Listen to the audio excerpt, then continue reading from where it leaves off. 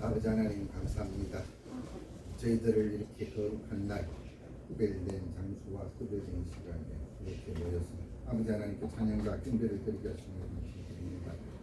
또한 감사드릴 것은 이렇게 뜨거운 여름날에 대지를 식혀주는 이런 비를 내리게 해주셔서 더더욱 감사드립니다. 그 비도 또한 이 대지를 촉촉히 적셔주면서 올 가을이 있을 그러한 추수 때 풍년을 알려주는 그러한 좋은 소식이라고 저희들이 받아도 될 것입니다. 아버지 하나님께서 저희들에게 내리시는 이러한 아주 작은 일상의 은혜들이 다 아버지께로부터 온 그러한 큰 사랑이라는 것을 저희 모든 성도들이 깨닫고 오늘 요한계시록의 말씀을 통해서 진정한 승리자가 누구인지를 깨닫는 우리 모든 성도들에게 하여 주시옵소서. 이 모든 말씀을 우리 예수 그리스도 이름으로 기도드리옵나이다. 아멘. 할렐루야. 아멘. 이제 조금 더위가 가시는 거 그지요? 대신에 좀 꿉꿉해요, 그지요? 이런 장마가 이렇게 오게 되면 제일 어르신들이나 집에서 이렇게 삶을 사시는 원사님들, 집사님들 제일 골치 아픈 게 빨래예요. 빨래예요. 저도 이렇게 빨래를 이렇게 한 번씩 이렇게 하다 보면 이불 빨래 같은 거 하잖아요, 그죠? 아, 이불 빨래 그거는 진짜 날 이렇게 화창한 날 아니면 한 번 하면 안 되겠더라고요. 제가 한번 그 일기예보를 한번 그냥 이렇게 이불 5천을 빨았다가 혼난 적이 있어요. 그 큰 이불을 5천을 실내에서 말리니까 안 마르더라고요. 그래서 좀 고생한 적이 있는데 하여튼 이런저런 이렇게 일상들 이렇게 보면 그래도 항상 하나님께 감사를 드릴 수밖에 없어요, 그죠? 네. 지난 한 주간 참 많은 일들이 있었죠, 그렇죠? 부친이라는 사람이 왕국을 했어요, 그죠? 왕국을 해서 잘해보자 할만 하죠. 왜냐하니까 우크라이나하고 전쟁을 하는데 중국도 무기를 안 줘요. 중국도 왜 무기를 안 주는 거 하니까 미국이 너 러시아한테 전쟁 물자 주면 가만 안 둬 이랬단 말이에요. 그래서 대놓고 못 주는데 북한은 싹 다 주는 거야. 그게 얼마나 고맙겠어요. 근데 김정은이라는 친구가 젊잖아요, 그렇죠? 이 친구 좀 어리석어. 왜 어리석으냐면 그거 다 주고 나면 지 나라는 지가 어떻게 시킬 거야, 그죠? 막상 전쟁이 일어나면 자기가 가지고 있는 핵폭탄을 못 써요. 결국은 전쟁은 제일 심한 거야. 근데 지가 다 주고 나면 지 나라 어떻게 지키냐. 그래서 푸틴이 와가지고 너무나 고마우니까, 그죠? 하는 소리가 그거죠. 전략적 동반자 관계 뭐 이런 거 있잖아요. 근데 자동 개입 조항은 아니라는 해석이 나왔어요. 그런데 우리나라 입장에서 봐서 기분이 좀 나빠. 왜 그러냐니까 그 나라 우리나라 땅이에요, 그렇죠? 우리나라 헌법에 뭐라고 돼 있어요? 한반도 부서는 대한민국 영토로 한다고 딱 못을 박아놨어요. 그래서 북한 땅 우리나라 땅이에요. 그리고 그 땅에도 지금 아직은 우리 주민으로 등록되어 있는 사람들이 없지만 팔도 도지사를 다 뽑아요. 우리나라 남한에 보면, 대한민국에 보면 북한 그 도지사들이 다 있어요. 임명돼 있어요. 그 왜냐하면 그 땅이 우리 땅이라는 그런 걸 갖다가 실질적으로 우리가 행사하기 위해서 예산도 배정이 돼 있어요. 예산도. 우리나라 땅이에요. 그럼 우리나라 땅을 놓고 자동으로다가 뭐 이렇게 지원을 한다 이렇게 하니까 기분이 나쁘죠. 그런데 그걸 우리나라한테 사전에 얘기를 안 했을까요? 여러분 어떻게 생각하세요? 우리나라한테 사전에 약간의 정보를 줬었어요. 줬었기 때문에 그게 발표가 나기 전에 현 정부에서 선을 넘지 말아라 라고 얘기를 한 거예요. 그러니까 미리 정보를 받았기 때문에 선을 넘지 말아라고 얘기를 한 거예요. 미국도 그렇게 얘기를 하잖아요. 그런 발표가 있었는데 미국의 입장이 어때요? 아 그거는 그거다 이거지. 그건 다 이렇게 알고 있는 내용이라는 것이 아무 소리를 안 해. 그것도 러시아도 또한 다 얘기를 했어요. 미국. 근데 그런 거예요. 우리나라 이 한반도를 둘러싸고 굉장히 갑작스럽게 보조됐다. 그렇죠? 보조됐다. 그래서 한 지금으로부터 5년 전이죠. 5년 전에 그 미국 대통령 트럼프 시절 때 있었던 일이 이제 기억이 났어요. 그래서 트럼프 대통령이 로열 평화상, 노벨 평화상을 자기는 탈 것이다. 나는 탈만하다고 자랑을 막 했죠. 왜 그런 말이냐. 주변에 있는 전쟁론자들이 트럼프를 부추겨서 불턴이나 이런 애들을 부추겨서 북한을 시작을 했단 말이에요. 그 내용이 요번에 그 마이크 폼페오라는 국무장관이 자기 회고록을 쓰면서 다 사실로 드러났죠. 사실로 드러났어요. 그래서 자기가 나는 대통령, 미국의 대통령으로서 한반도 평화에 기여한 공헌을 하기 때문에 난 노벨 평화상 줘야 되는 거 아니야? 이렇게 얘기를 했던 거고. 문재인 대통령도 그랬죠. 맞다. 노벨 평화상 받아라. 대신에 북한하고는 대화를 하자. 이렇게 얘기가 되는 거죠. 근데 이제 그때 그런 얘기가 있었어요. 중국이라는 나라가 가지고 있는 그 참 엄청난 외교 정책인데 한반도를 때리자고 그랬을 때 중국이 저기 그 국경 근처에 자기네 군대를 쫙 깔았어요. 뭐 말로는 전쟁을 막기 위해서 그랬다고 얘기를 하지만 지네들이 그 대한민국 땅에 일어날 전쟁에 대해서 자기네들이 그걸 막을 이유가 뭐가 있어요? 생각 안 하세요? 김정은이하고 중국의 시진핑하고 사이가 좋은 것 같으세요? 절대 그렇지가 않아요. 사이가 너무너무 나빠서 미국이 경제 제재하는 것보다도 더 강하게 중국이 북한 쪽으로 문자를 안 보내요. 심지어는 식량조차도 안 보냈어요. 딱 굶어 죽지 않을 만큼만 보내요. 그것도 공산당 간부들만 먹고 살 수 있을 만큼만 보내고 북한에서 탈북자들이 지금 계속해서 증가하고 있죠. 이거는 간단히 물을 껴줘서 그래요. 특히나 북한에 있는 그 시장이 있잖아요. 시장 300군데가 넘었다고 제가 말씀드렸죠. 그 시장에 식량 같은 걸 어디서 구해오냐면 중국에 가서 구해오는 거예요. 통관을 안 시키는 거죠. 통관을 안 시키니까 우리나라 같으면 보따리 장사들이에요. 보따리 장사들이 가서 중국 땅에 가서 식량을 비싼 돈 주고 사와서 중국의 장인에다 파는 거예요. 그런 식으로 해서 연명을 하고 살았던 거죠.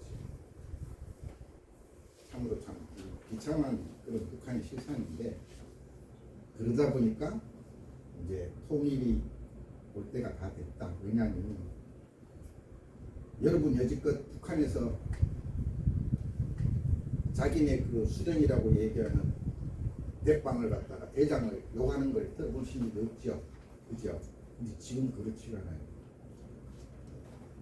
지금 북한의 경제를 기름잡고 있는 장마당 세대들, 이름하여 MZ세대들이라고 하는데 이 친구들이 대놓고 그 자신의 그 이름하여 그 김정은이의 그 방문을 칭송하는 기념비나 이런 데다가 먹물을 뿌리고 페인트로 도배를 해요. 그 얘기는 무슨 얘기냐면 김정은이의 그 이름하여 수령으로서의 그리고 뭐 공산당 최고 지휘관으로서의 그런 이상을 인정을 못하겠다. 그래서 쿠데타가 일어날 가능성이 상당히 높아요. 그러다 보니까 김정은이도 자기 자신을 지키기 위해서는 뭔가가 필요하죠.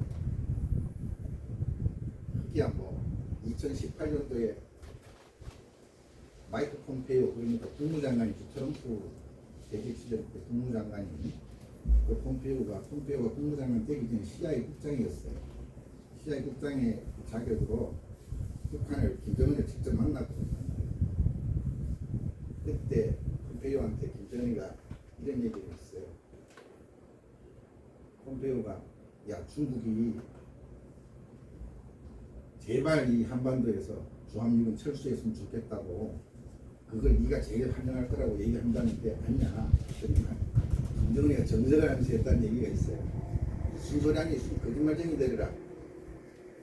지금 걔네들이 우리한테 제일 큰 이유가 차라리 주한미군이 한반도에 있어야 된다. 심지어는 자기 생각 같아서는 북한 땅에다가 대한민국 군대하고 주한미군이 같이 상존했으면 좋겠다. 자기 막을 힘이 없다는 거죠. 그 큰 중국 군대를 막을 힘이 없다는 거예요. 그런 얘기를 했다는 게 이제 마이크 폼페이오의 그 이름하여 책에 제일 먼저 이 첫 문장에 그게 그 사건이 딱 나와요. 그래서 이제 세상 사람들이 알려지게 되었는데, 그런 거 보면 우리가 알던 세상하고 조금 다르지요. 우리가 알던 세상 좀 달라요. 여러분들이 이제 저는 이렇게 생각을 해요. 대한민국의 민주화는 말이죠. 인터넷 때문에. 이제는 숨길 수가 없어요. 간밤에 대통령이 술 먹고 어디 가서 술 먹고 몇 시에 집에 갔다라는 게 인터넷에 다 떠요. 인스타그램이라는 러시아에서 운영하는 메신저에 다 뜬다는 거예요. 그래서 세상이 이제는 그 인터넷 때문에 제가 봐서는 민주주의가 될 것 같아요. 이 계시록에 제가 오늘 왜 이런 얘기를 하냐면, 계시록에 보면 이 큰 성 바벨론이 무너져요. 이 큰 성 바벨론은 신학자들이 이제 얘기할 때 로마라고 해요. 로마 군대의 상징이 독수리예요. 독수리. 근데 참 공교로운 건 이런 거예요. 2차 세계대전에 나치 독일이 올렸던 그 자기네들의 상징도 독수리. 미국의 공군의 상징도 독수리. 그리고 굉장히 많은 나라에서 독수리를 자기네들 문장이나 깃발의 상징으로 많이 써요. 참 공교롭게도 그래요. 하지만 이제 그 상징들이 전부 다 같은 무리들이라 이렇게 단정을 지을 수는 없어요. 왜냐하면 세월이 너무나 장구한 세월을 이어가면서 계속 변해왔기 때문에 그냥 뭐가 좀 상징이 같은 상징을 쓰는 거면 뭔가 비슷한 구석은 있겠지 이런 생각만 하시면 될 것 같아요. 그 로마가 무너지잖아요. 그렇죠? 근데 이제 어떤 역사학자들은 아직까지는 무너지지 않았다. 아직도 로마는 그 연명을 계속 이어가고 있다 이런 얘기를 해요. 그래서 오늘 바벨론 멸망에 대한 얘기가 굉장히 중요한 얘기인데, 왜냐하면 그 바벨론 멸망에 대한 세상 사람들의 반응을 굉장히 적나라하게 표현했어요. 오늘 본문 9절 10절에 보면 이 바벨론 멸망에 대해서 애가를 부르는 왕들, 세상 땅의 왕들에 대한 얘기가 나옵니다. 그리고 11절부터 17절의 상반절에 보면 그 바벨론 멸망으로 인해서 상인들이 애국하는 내용이 나온다는 얘기죠.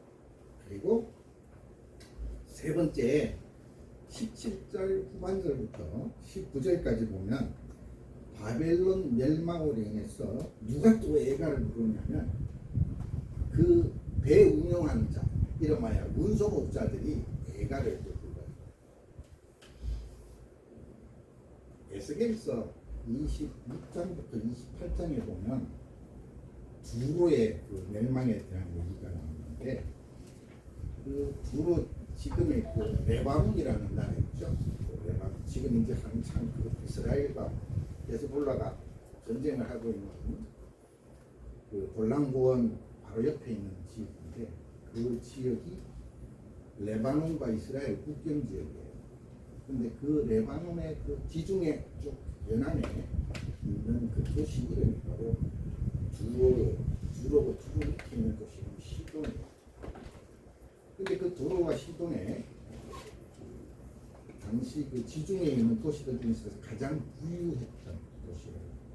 당시는 도시국가 시대였기 때문에 그 고대 도시가 작은 도시지만 하나의 국가라고 보다 과언이 아니에요. 너무너무 잘 먹고 잘 살았던 그런 도시들. 그런 도시들이 그 바벨론의 멸망에 버금갈 정도의 그러한 내용들이 나와요. 오늘 여기 보시면 이 세 부류의 사람들이 가지고 있는 공통점이 있어요. 뭐냐면 다들 잘 먹고 잘 사는 사람들이에요. 다들 잘 먹고 잘 살던 사람. 근데 어느 정도로 잘 먹고 잘 사는지는 제가 조금 이따 설명을 해드릴게요. 예를 들어서 이들이 울은 이유는 딱 그거예요. 내가 저 바벨론 때문에 잘 먹고 잘 살았는데 이제 자기들이 이제 잘 먹고 잘 살 거리가 없어진 거예요.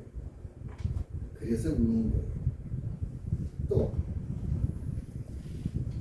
자기네들이 그 바벨론의 부유함 때문에 낙수 효과로 잘 먹고 잘 살았는데 이제는 그 바벨론에 미칠 재앙이 자기네들한테도 미칠까 그게 두려워서 또 우는 거예요. 그리고 그들이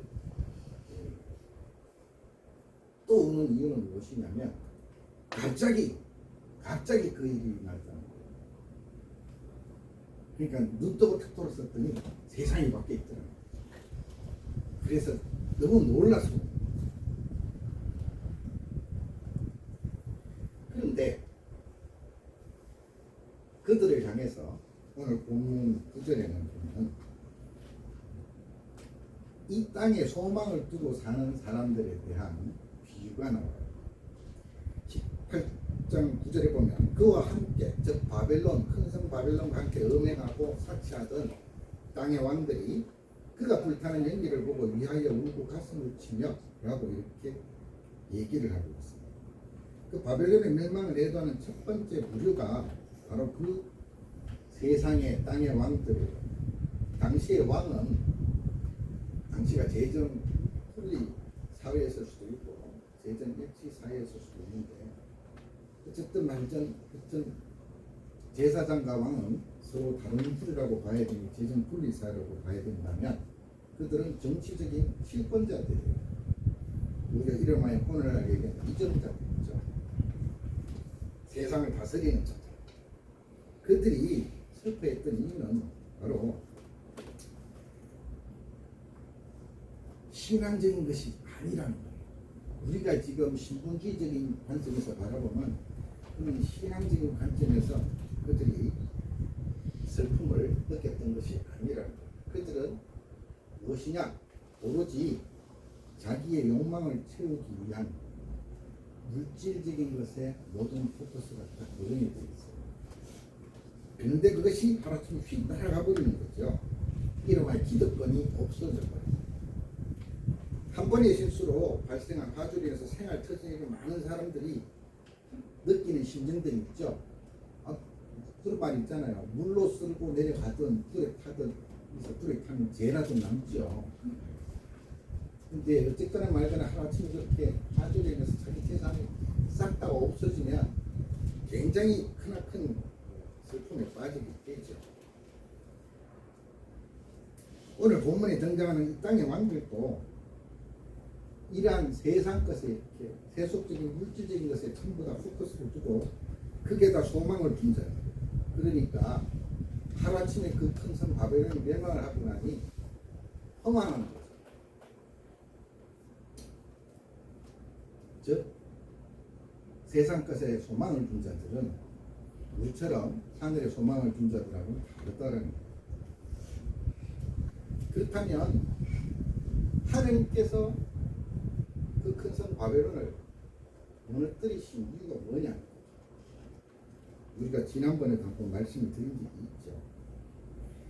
단순히 그냥 심판을 목적으로 그렇게 하신 것이 아니라는 거죠. 이 땅에서 사치와 향락으로 자신들의 유일한 위안과 소망을 삼고자 하는 그들이 얼마나 어리석은지를 하나님께서 보여주시고 있는 거예요. 그래서 이 땅의 것들은 결국은 다 없어질 것이라는 것을 깨닫게 해주시려는 거예요. 그래서 그들에게 날리는 메시지보다는 이런 것은 신본주의적인 관점을 가지고 있는 우리들에게 보내는 메시지가 훨씬 더 크다는 거예요. 그거예요. 그렇기 때문에 우리는 이 땅에 그래서 소망을 두지 말아야 돼요. 사도 바울이 디모데에게 이런 얘기를 해요. 너가 이 세대에서 부한 자들을 명하여 마음을 높이지 말고 정함이 없는 재물에 소망을 두지 말고 오직 우리에게 모든 것을 누이 주사 누리게 하시는 하나님께 주며 뭐를 하나님께 주라고요? 소망을 하나님께 주라는 거예요. 또 로마서 8장 24절에 보면 로마인들에게 보내는 편지, 사도 바울이 보내는 편지에 이런 구절이 있어요. 우리가 소망으로 구원을 얻었음에 보이는 소망이 소망이 아니니 보는 것을 누가 바라리요. 보이는 것이 소망이 아니라는 거예요. 소망은 보이는 것이 아니라는 거예요. 우리의 육신은 나중에 전부 다 한 줌의 죄로 전부 다 한 줌의 먼지로 흙으로 다 돌아가요. 즉 눈에 보이는 것이 우리 본질이 아니라는 거죠. 그래서 우리는 눈에 보이지 않는 그 하나님께 소망을 두셔야 된다. 네. 시편 37편 9절을 보면 진실로 악을 행하는 자들은 끊어질 것이나 여호와를 소망하는 자들은 땅을 차지하리로다 하고 분명히 적고 있고, 잠언서 11장 23절에 또 뭐라고 돼 있어요? 의인의 소원은 오직 선하다. 악인의 소망은 진흙을 이루는다. 베드로전서 1장 3절에 또 뭐라고 적고 있어요?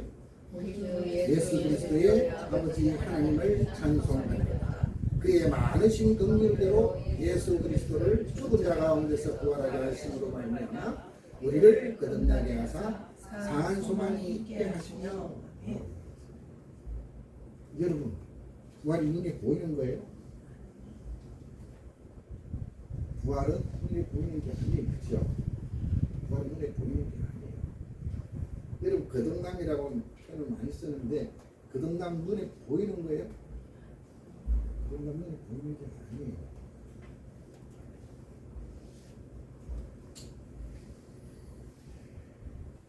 두 번째, 이게 지금 이제 로마에 대한 얘기를 하고자 했던 거예요. 금으로 맺은 우정. 금으로 맺은 우정, 즉 돈으로 맺은 우정은요, 큰 의미가 별로 없어요. 계시록 18장 10절에 보면 그의 고통을 무서워하여 멀리 서서 이르되 화이토다 화이토다 큰 성 견고한 성 바벨론이여 한 시간에 너의 심판이 이르렀다 하리로다. 이렇게 얘기해요. 이게 바로 한 시간에 심판이 이르러서 땅의 왕들이 어떤 행위를 했느냐 하는 게 나와 있는데 뭐라고 그래요? 화이토다 화이토다 라고 말하는 거예요. 그들이 이렇게 그렇게 멸망된 바벨론으로부터 멀리 떨어져서 화이토다 화이토다 라고 얘기하는 것이 마치 하나님께서 계시록 18장 4절에 내 백성아 거기서 나와 그의 죄에 참여하지 말고 그가 받을 재앙들을 받지 말라라고 얘기한 그 경고의 순응한 행위처럼 해석하는 신학자들도 있지만 문맥상으로는 그렇지가 않아요. 그들은 일순간에 일어난 일이기 때문에 그 멸망을 알 수 있었다 없었다? 없었기 때문에 그냥 멀리 서서 그렇게 얘기할 수밖에 없었던 것은 자기네들은 거기에 피해를 입고 싶지 않았다는 거죠. 상당히 본능적인 행위라는 거죠. 그래서 그들이 취한 그런 행위는 본능적이면서도 자기는 피해를 입지 않겠다는 아주 이기적인 행동이었다는 거예요. 그래서 이 로마가 당시 이제 로마라고 표현을 하는 신학자들의 내용처럼 큰 성 바벨론이 로마라고 만약에 당시 1세기 사람들을 대상으로 얘기를 한다면 우리는 그 로마에 대한 여러 세상 사람들의 얘기도 한번 들어봐야 돼요. 탈무드란 책 아시죠?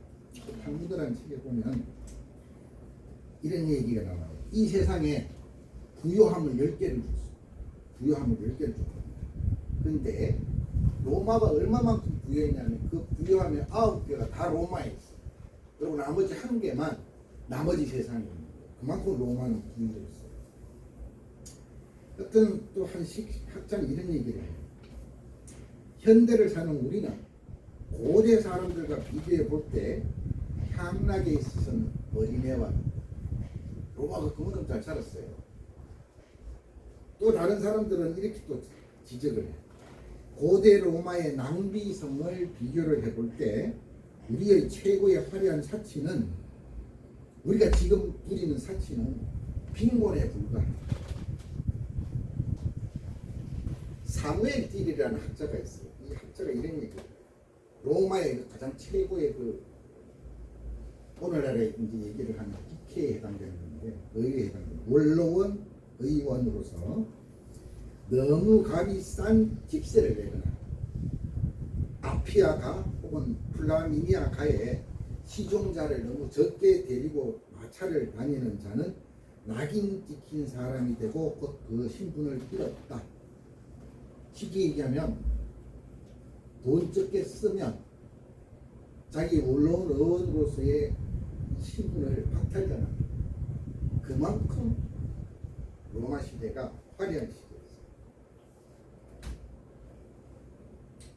유베나레라는 학자는 돈으로서 그 내용을 이렇게 밝혀요. 로마인들이 소유했었고 사용한다는 돈은 천문학적인 숫자였다. 네로가 석방시켜준 한 사람, 해방시켜준 한 사람은 12억을 가진 사람, 약 65만 2천 파운드, 12억을 가진 사람을 가난뱅이라고 생각했습니다. 여러분 지금 이게 값어치로 12억을 얘기를 하는 거예요. 당시 아피키우스라는 사람은 100만 파운드, 이 100만 파운드는 약 18억에 해당되는 돈이에요. 100만 파운드를 주색으로 낭비하고 10만 파운드, 약 1억 8천만 원이 남았을 때 그때 자기가 가진 돈이 너무 적다라는 이유로 살 수 없다고 자살을 합니다. 로마가 얼마만큼 부유했던 그런 시대에 있는지를 이해를 하실 수가 있겠죠. 오늘날에 비하면 엄청난 거예요. 그러면 오늘날의 사회는 여러분 어떤 생각이 드세요? 여러분들은 너무 가난하게 사는 것 같으세요? 그러세요?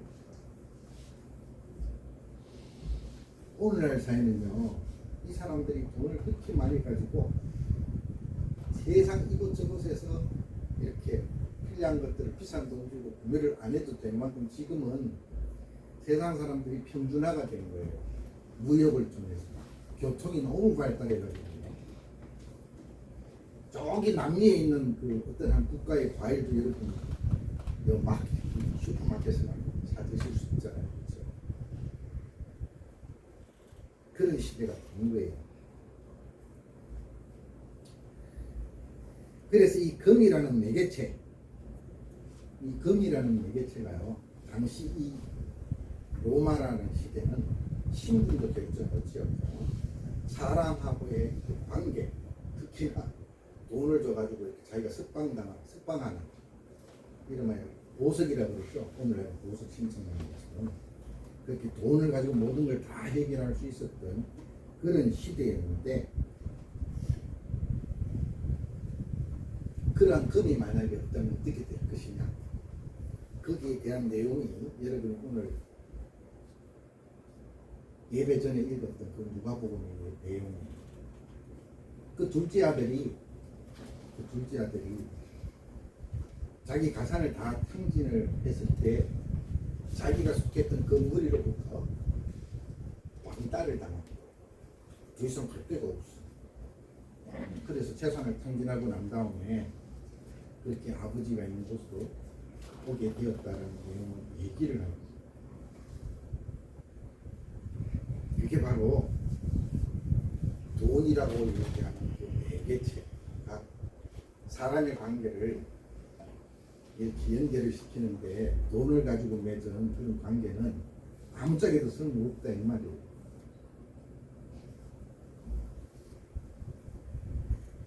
에스겔서 27장 36절에 보면 두로의 멸망 예언기서에 하면 두로의 멸망을 두로와의 교역으로 큰 이익을 얻던 열국들에게도 비웃음과 경계가 될 뿐이었다라고 표현을 하면서 이렇게 적고 있어요. 많은 민족의 상인들이 다 너를 비웃으며 너가 공포의 대상이 되고 너가 영원히 다시 있지 못하리라 하셨나이다 라고 이 두로의 멸망에 대해서 얘기를 합니다.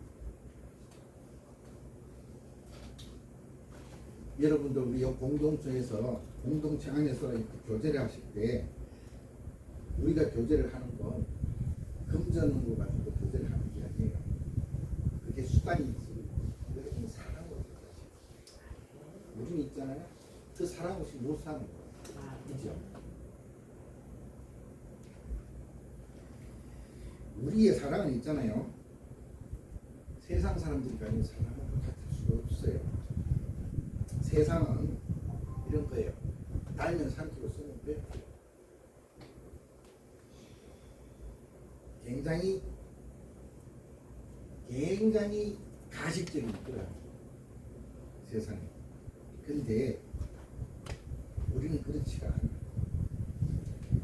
잠언서 14장 20절에 보시면 가난한 자는 이웃에게도 미움을 받게 되나 부유한 자는 친구가 많으니라 라고 얘기를 하면서 부유한 사람이 친구가 많다라는 것을 마치 빗대어서 얘기를 해요.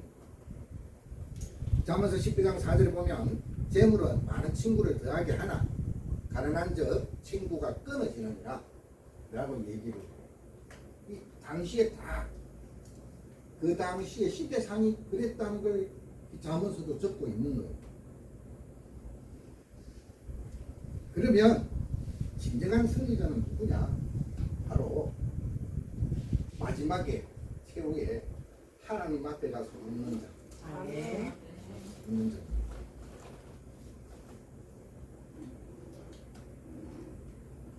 예수님께서 라오디게아 교회를 책망하신 이유가 무엇이었을까요? 그들이 이렇게 얘기를 해요. 나는 부자라 부유하여 부족한 것이 없다 라고 그렇게 얘기를 했어요. 그래서 예수님께서 책망하신 거죠. 그런데 그들의 실상은 진짜 가난하고 또 벌거벗었다고 봐도 과언이 아니에요. 그 라오디게아 교회가 그렇게 예수님으로 그렇게 책망을 당했다는 얘기는 곧바로 그것이 올바른 모습이 아니라는 거죠.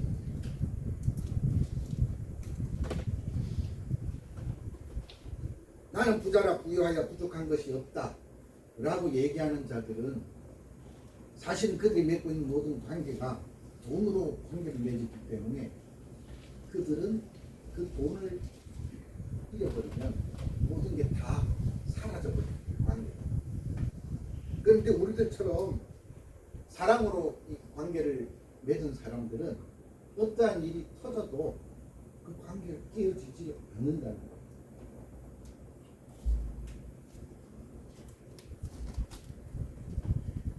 그렇다면 그들에게만 문제가 있을까요? 오늘날 우리한테는 문제는 없을까요? 그렇지는 않아요. 우리에게도 문제는 많아요. 주님께서 계시록 3장 18절에 보면 내가 너를 권하노니 내게서 불로 연단한 금을 사서 부요하게 하고 흰옷을 사서 입어 벌거벗은 수치를 보이지 않게 하고 안약을 사서 눈에 발라보고 이렇게 얘기합니다. 우리가 세상을 보는 눈을 세상이라는 안경으로 보지 말고 인본주의적인 그런 안경으로 보지 말고 신분주의적인 그런 안경을 쓰고 보라는 얘기죠. 즉 세상 사람들 간의 관계를 돈이나 이런 매개로 형성해서 사는 그런 세상 사람들의 모습보다는 사랑으로 이렇게 맺어진 관계들이 들여다보라.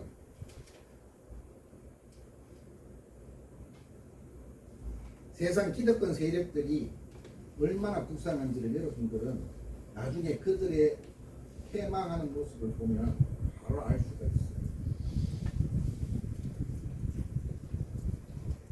즉 세상의 진정한 기득권자는 누구예요? 여러분들이에요. 여러분들은 하나님을 믿으시잖아요. 하나님은 누구? 하나님은 세상을 다스리는 그분들이 여러분들의 아버지세요. 그렇기 때문에 여러분들은요 진정한 승리자세요. 시편 37편 34절에 보면 여호와를 바라보 그의 도를 지키라. 그리하면 내가 땅을 차지하게 하실 것이라. 악인이 끊어질 때에 너가 똑똑히 보리로다. 라고 또 이사야 61장 3절에 보면 무릇 시온에서 설사하는 자에게 화관을 주어 그 죄를 대신하며 기쁨의 기름으로 그 슬픔을 대신하며 찬송의 옷으로 그 근심을 대신하시고 그들이 의의 나무 곧 여호와께서 심으신 그 영광을 나타낼 자라 일컬음을 받게 하려 하십니다. 라고 얘기했어요. 이제 말씀을 마무리할 거예요.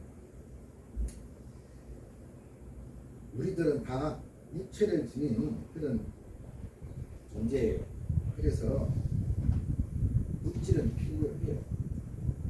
물질은 필요하지만 그게 목적이 될 수는 없어요.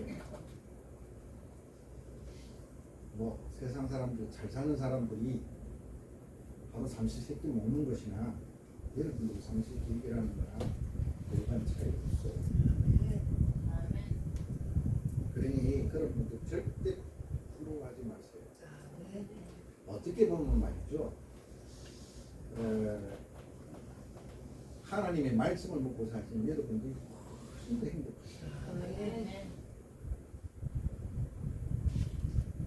시편 71편 5절에 보면 이 세상 만물의 주인이시여 인생의 생사화복을 친히 주장하시는 하나님께 소망을 둔 자에게 이런 얘기를 해요. 주 여호와여 주는 나의 소망이시여 내가 어릴 때부터 신실하시라. 이게 누구의 고백이냐면 다윗이에요.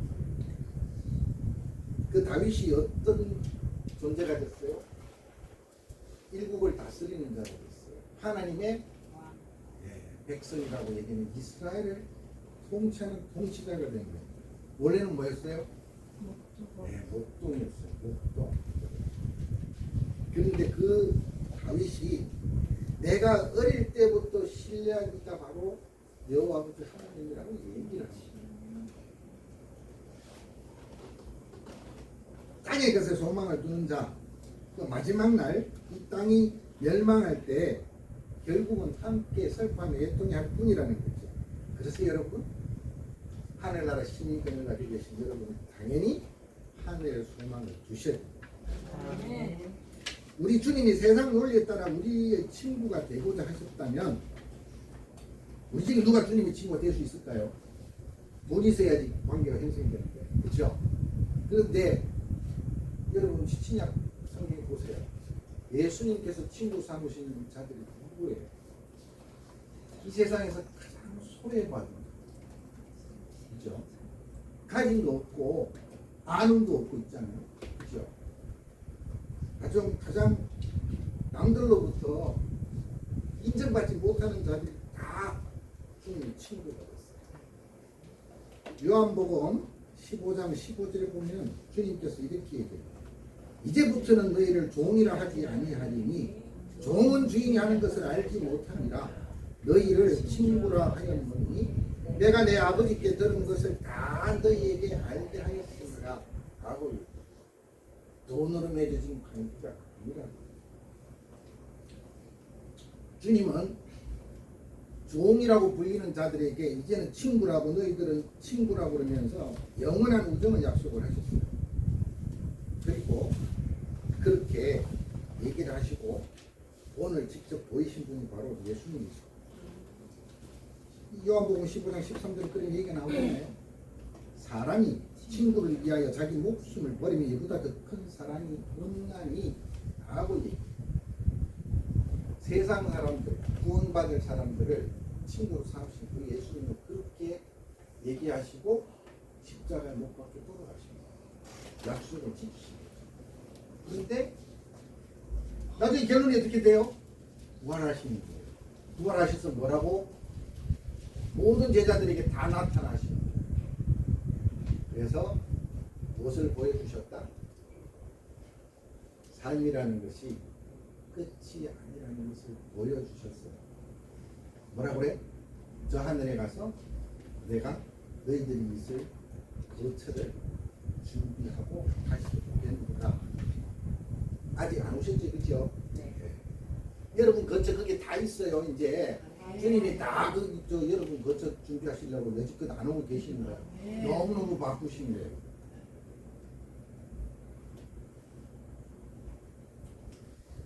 하나님을 떠나서 세상이 주는 부와 기쁨에 탐닉하는 그런 인본주의적 시각을 빨리 갖다 버리세요. 진짜 빨리 갖다 버리세요. 왜냐하면 그 별거 아무것도 아니거든요. 그런 세상의 그런 것들을 부러워하는 자들이 향해서 야고보 사도가 이런 얘기를 해요. 가늠한 여인들아, 세상과 벗된 것이 하나님과 원수됨을 알지 못하느냐. 그런 저 누구든지 세상과 벗이 되고자 하는 자는 스스로 하나님과 원수되는 것입니다. 그리고 정확하게 팍 찔렀어요. 뜨끔한 사람들이 그때 많았을 거야. 우리 인생 중에 진정한 기득권 자는 바로 여러분. 그래. 저 하늘에 소망을 가지고 예수님 살고 계시고 예수님께서 여러분의 거처를 준비하시기 위해서 지금도 일하고 있어요. 그래서 여러분들이 바로 진정한 성의자. 진정한 성의자답게 우리 삶을 살아가는 그런 저 여러분 되시기를 바랍니다. 기도드리시겠습니다. 아버지 하나님 감사합니다. 이렇게 우리 모든 성도들이 아버지 하나님의 귀한 그러한 피조물이요 백성이요 또한 아버지 하나님의 모든 말씀을 삶으로 실천해가는 그러한 승리자라는 사실을 오늘 본문의 말씀을 통해서 깨닫습니다. 이제 이 아버지 하나님의 말씀을 삶 가운데 실천하고자 하는 이 모든 승리자들이 아버지 하나님 만날 때까지 이 땅에 하나님의 나라를 건설하는 데 매진할 수 있도록 함께 동행하여 주시옵소서. 이 모든 말씀을 우리 예수 그리스도 이름으로 기도드리옵나이다. 아멘.